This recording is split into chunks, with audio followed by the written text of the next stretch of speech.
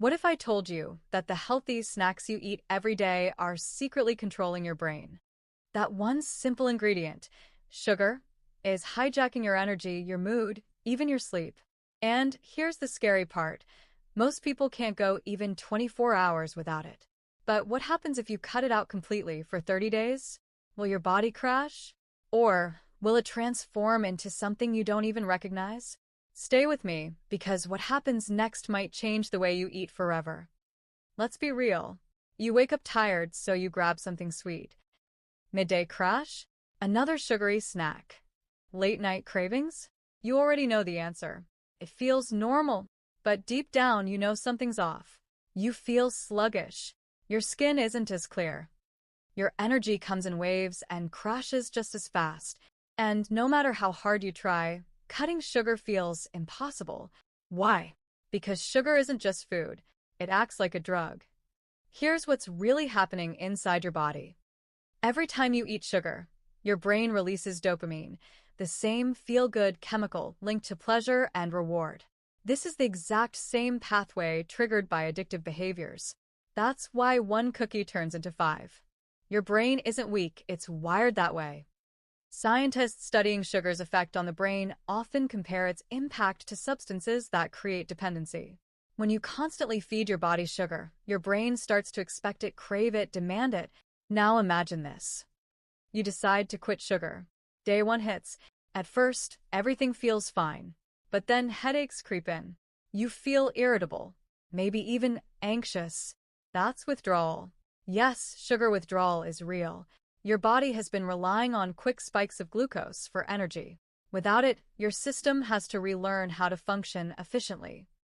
By day 3 to day 5, things get intense. Cravings peak.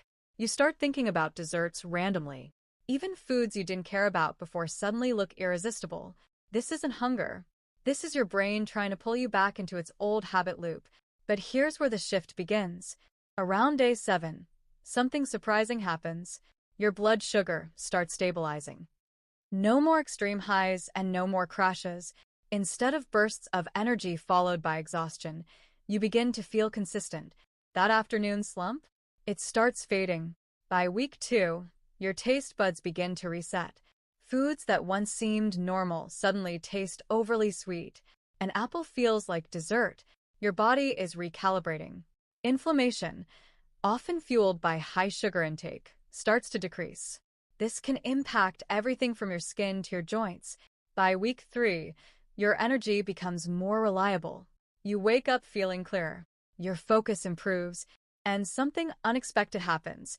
Your cravings drop dramatically. Not because you're forcing yourself, but because your body no longer needs sugar the same way. By day 30, you're not the same person you were at day 1. Your metabolism adapts, your insulin sensitivity improves, and your relationship with food begins to change. You're no longer controlled by cravings. You're in control. Before we go further, comment below. Could you go 30 days without sugar? Be honest. And if you're still watching, hit like, because what I'm about to share might be the difference between failing and actually succeeding. Now let's talk about how to actually survive and win this 30-day challenge. Because quitting sugar isn't about willpower. It's about strategy. First, replace. Don't just remove. If you simply cut sugar without changing anything else, you'll feel deprived, and that's when people quit. Instead, focus on foods that stabilize your blood sugar. Think protein, healthy fats, and fiber. Eggs, chicken, fish, avocados, nuts, leafy greens.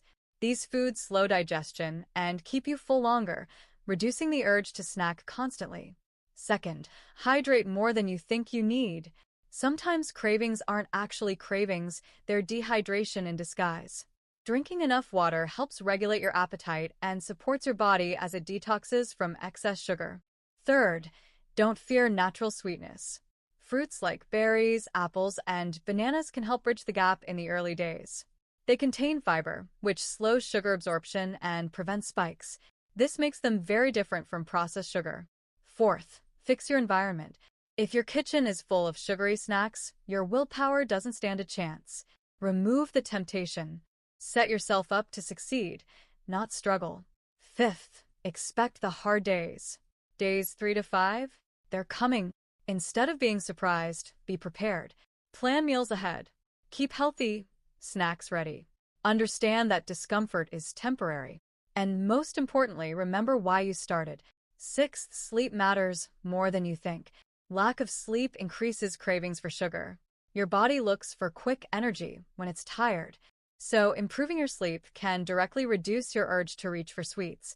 Finally, track your progress. Notice how your energy changes, your mood, your focus. When you start seeing the benefits, motivation becomes automatic. Because now, it's not just a challenge, it's proof. So, what happens when you stop sugar for 30 days?